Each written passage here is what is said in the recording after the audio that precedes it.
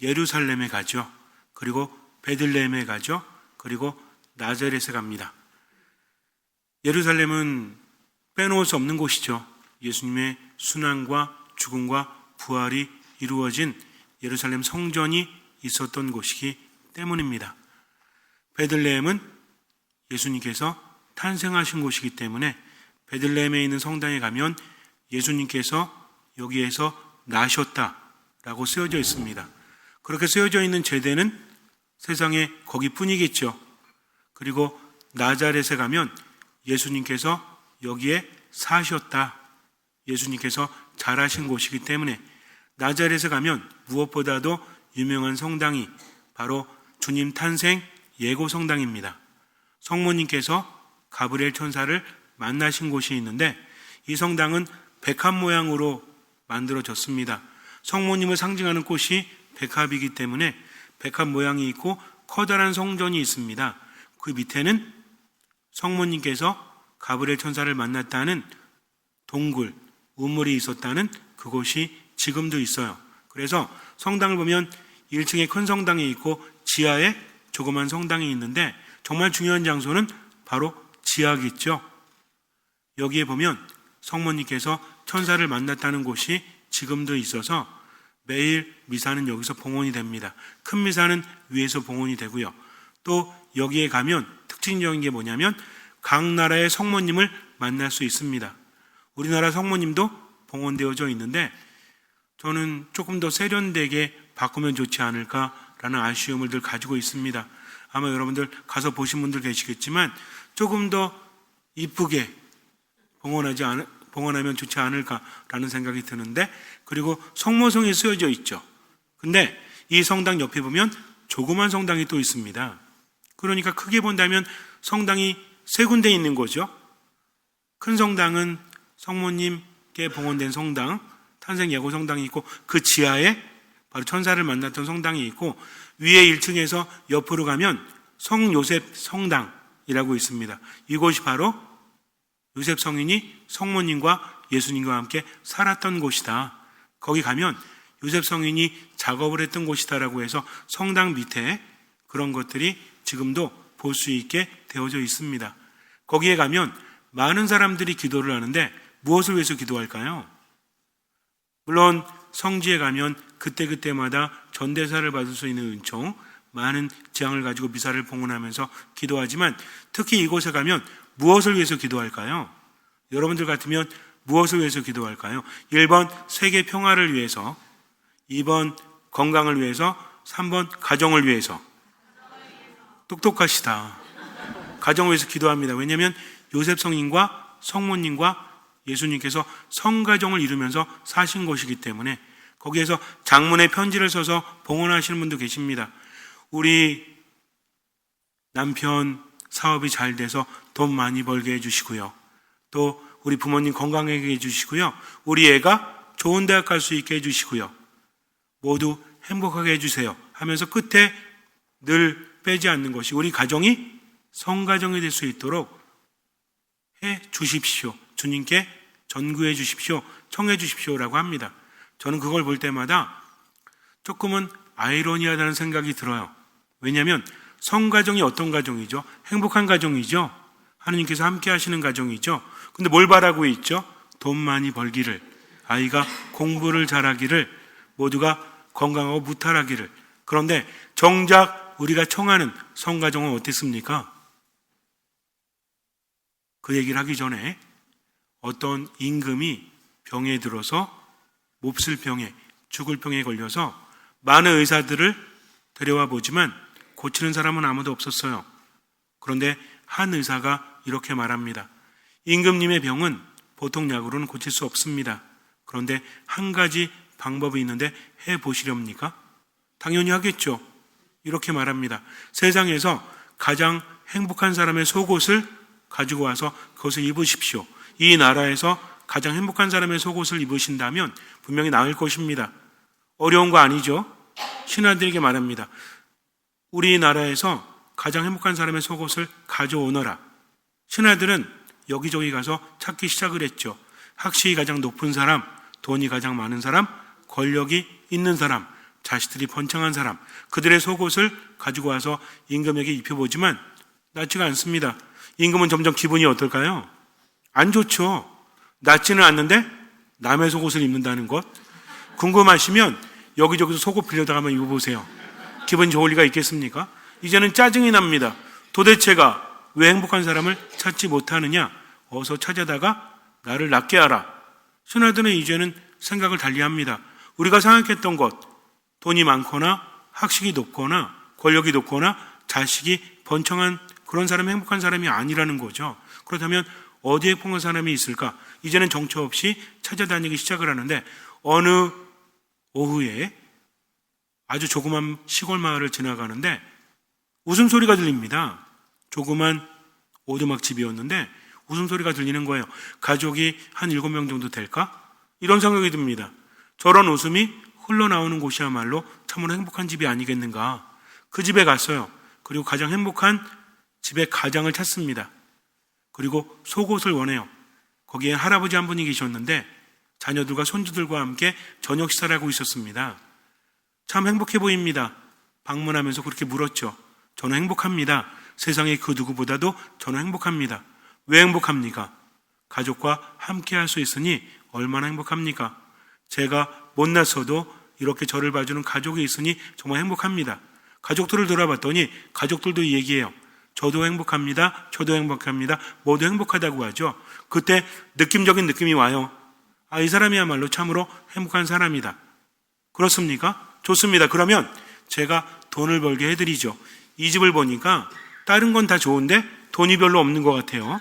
그래서 가족들도 웃으면서 식사를 하고 있지만 찬거리가 보잘것없으니 그러니까 제가 더 행복하게 해주겠습니다. 당신의 속옷을 벗어서 주면 원하는 만큼 금은보화를 드리지요. 임금의 병을 낫게 할 수 있기 때문입니다. 그랬더니 그 할아버지가 말해요. 저도 그러고 싶은데 저에게는 속옷이 없습니다. 라고 말을 했다고 합니다.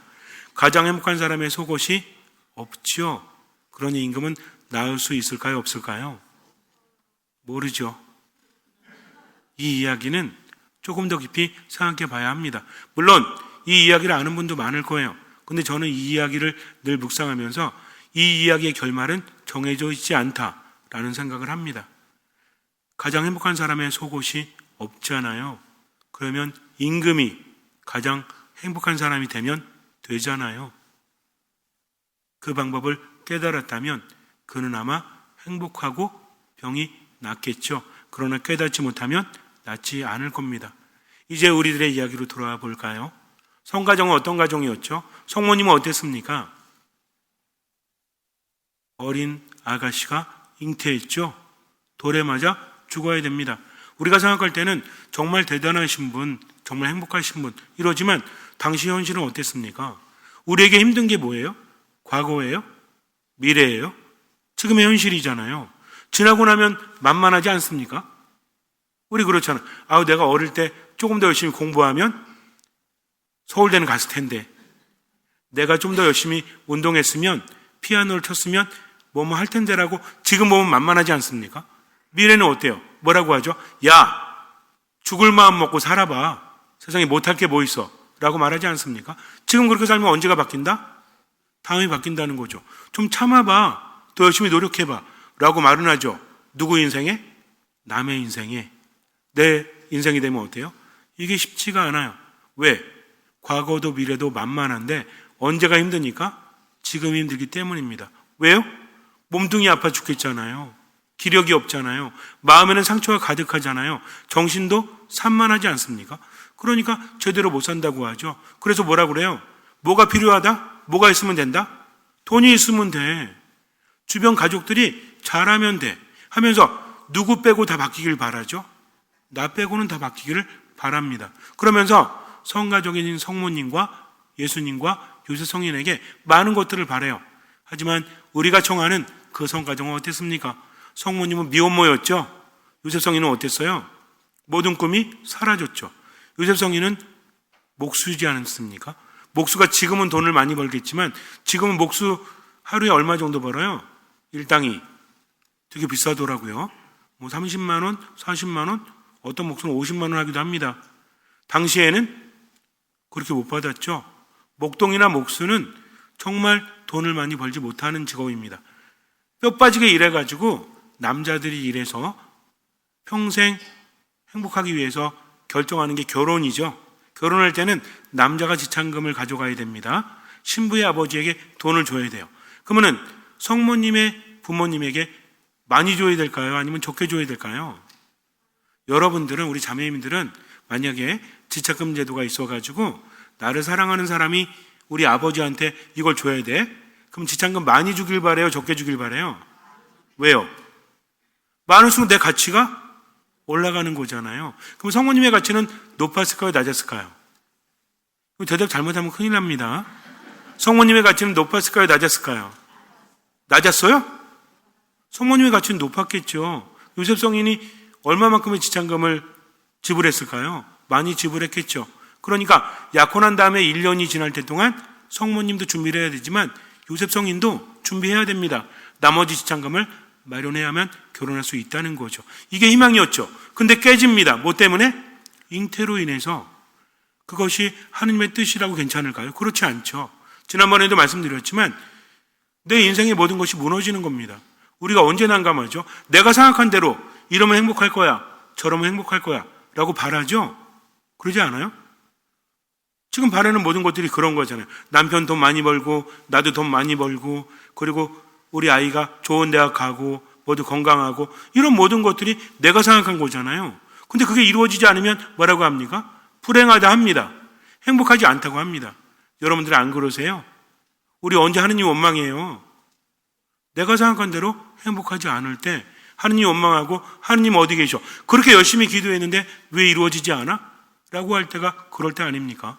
정말 그래요. 근데 이분들도 마찬가지였죠. 생각한 대로 그 바람이 컸습니까? 아니 우리가 바라는 게 커요? 건강하기를? 하느님께서 우리를 사랑하신다면 이 정도는 주셔야죠. 그렇지 않습니까? 내가 뭘 잘못했다고 열심히 살아가면 나를 나보다 더 사랑하신다며 이 정도는 줘야지 나 사랑하시는 거지 라는 생각이 안 드십니까? 그럼 안 받으셔도 되겠네. 그런 생각 들잖아요. 그렇지 않아요? 저도 들어요. 그런데 성모님과 요셉 성인은 어땠을까요? 안 무너졌을까요? 무너졌을 겁니다.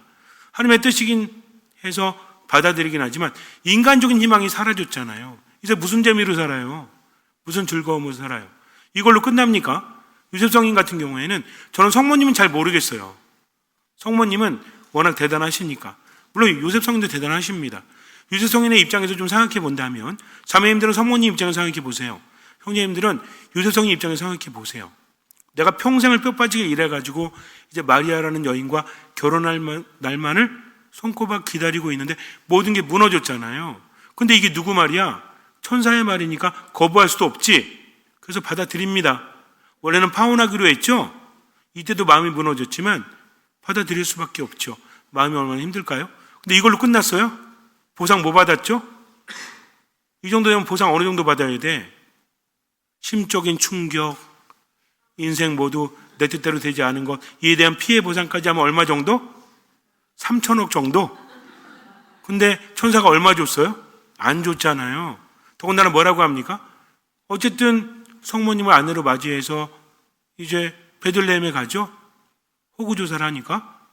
그래서 여관에 들었다. 물론 전승에 의하면 마구간에 아이를 낳았다. 왜? 여관에 자리가 없어가지고 다 몰려드니까, 호적 등록하러 몰려드니까 돈이 많지 않으니까 미리 예약도 안 했을 거 아니에요. 예약이 있었는지 모르겠지만 어쨌든 그러다 보니까 어때? 성수기지. 그렇지 않겠습니까? 보통 유원지 가면 뭐 바닷가든 산에 가면 언제 비싸요? 주말에 비싸고 성수기에 비싸잖아요. 비수기는 싸고. 그럼 성수기는 사람들이 많이 모여들 때죠. 예루살렘은 달랐을까요? 거기도 그랬겠지.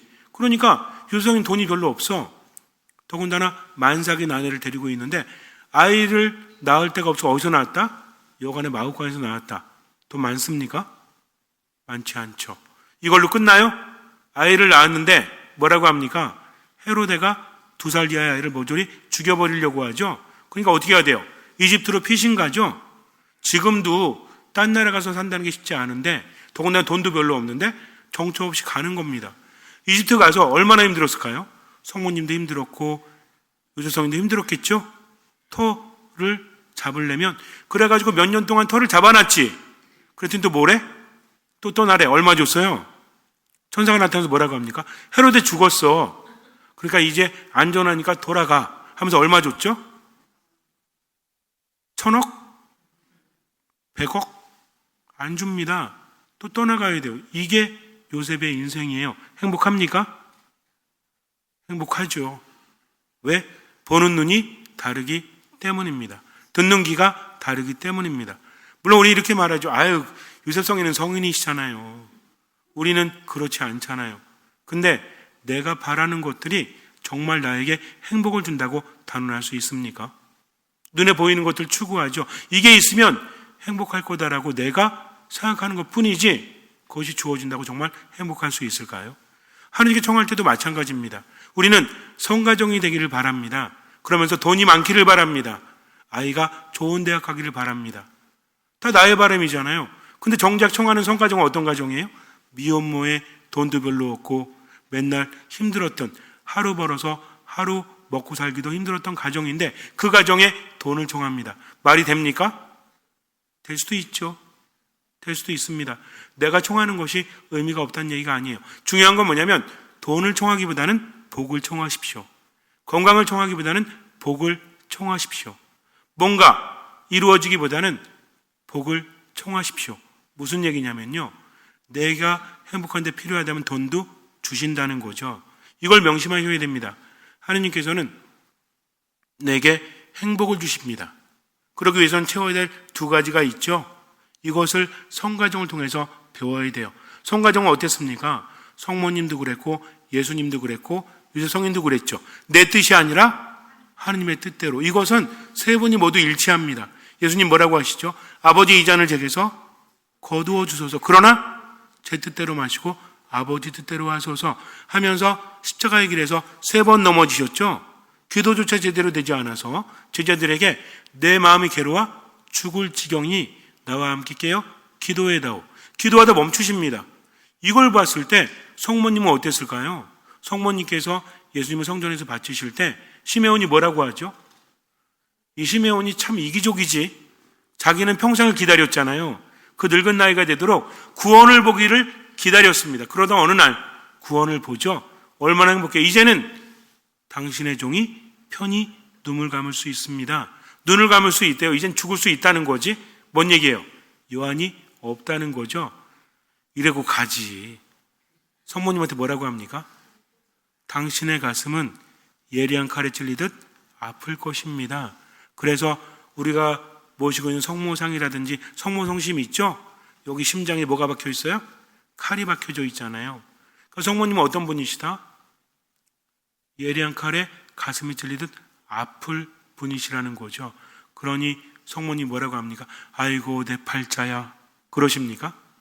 이 모든 것을 마음속 깊이 간직하죠. 그분은 그런 분이셨어요. 그러면서도 하느님 생각이 내 마음 기뻐 뛰논다라고 하십니다. 내 영혼이 하느님 안에서 기뻐 뛰논다라고 마니피캇, 마리아 창가를 부르셨죠. 그러니까 성모님은 고통 가운데서도 판단하지 않으시고 하느님께 맡기셨다는 거죠. 그리고 누구의 뜻대로? 이 몸은 주님의 종입니다. 말씀하신 대로 이루어지기를 바랍니다 하면서 누구의 뜻대로? 주님의 뜻대로. 언제? 지금 여기에서. 요셉성인은 어땠습니까? 남모르게 파혼하기로 마음먹었죠. 그러나 천사가 알려주니까 어떻게 해요? 마리아를 아내로 맞아 드립니다. 이것도 뭐예요? 내 뜻이 아니라 주님의 뜻대로. 그 결과는 어땠습니까? 성모님은 행복하신 분이시죠. 하느님께서 함께 하셨고 그분께서 하신 말씀이 이루어지라고 믿으셨기 때문에. 요셉성인은요? 뼈 빠지게 평생 일하다가 성모님께 좀 낫지. 요셉성인은 뭐예요? 성경에 별로 등장하지도 않고 그리고 그렇게 일하다가 마지막에는 더군다나 뭐야? 천주의 성모 마리아라고 하잖아요. 천주의 뭐지? 성모 마리아. 근데 요셉성인은 맨날 뭐라고 그래? 양부래. 아니 성모님도 성모인데 성부라고 하면 안 되나? 안 되지. 왜? 성부 하느님께서 계시니까. 그럼 맨날 뭐라고 그래? 양부지요. 양부가 뭐예요? 친부는 아니잖아. 그러니까 좀 억울하지 않을까요? 그렇지 않습니다. 요셉성인이 얼마나 행복했을까요? 하느님을 키웁니다. 하느님께서 매일매일 자라나는 기분. 여러분도 자식들 키워보셨죠? 얘가 천재야. 총명해. 지혜가 날로 자라. 충만합니다. 더군다나 효도까지 해. 그럼 마음이 기뻐요, 안 기뻐요? 마음이 기쁘죠. 여러분들 돈으로 얻는 행복과 그리고 사랑하는 배우자를 통해서 얻는 행복과 자식을 통해서 얻는 행복 중에 어떤 게 더 오래가고 어떤 게 더 커요? 1번, 2번, 3번 중에서 1번 돈, 2번 배우자, 3번 자식. 시작. 왜요? 자식 없는 전 서럽게? 그렇습니다.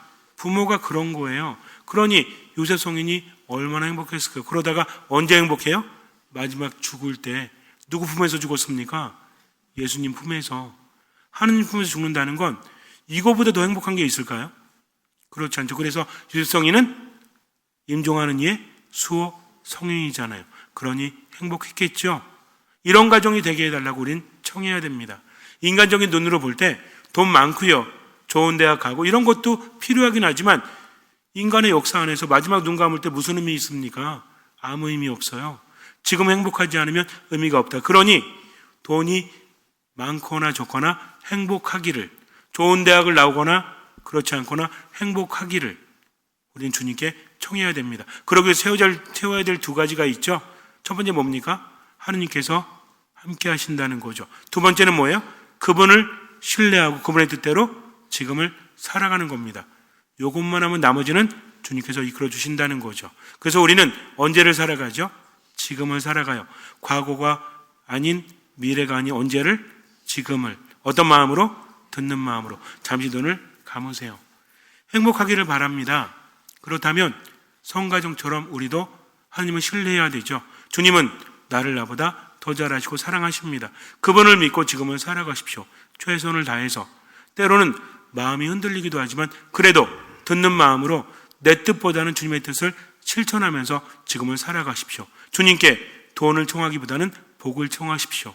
주님께 건강을 청하기보다는 복을 청하십시오. 그리고 맡기고 지금을 주님의 뜻대로 최선을 다해서 살아가십시오. 그러면 돼요. 나머지 주님께서 채워주시기 때문이죠. 신앙은 하느님과 함께 지금을 살아가는 겁니다. 과거도 아닌 미래도 아닌 지금을 하느님과 함께 듣는 마음으로 모든 것을 맡기고 미사, 말씀, 기도 안에 머무십시오. 주님의 뜻대로 최선을 다하십시오. 나머지는 맡기십시오. 그것이면 됩니다. 주님께서는 그 믿음을 보시고 우리 삶에 놀라운 기적을 일으켜 주실 것입니다. 아멘.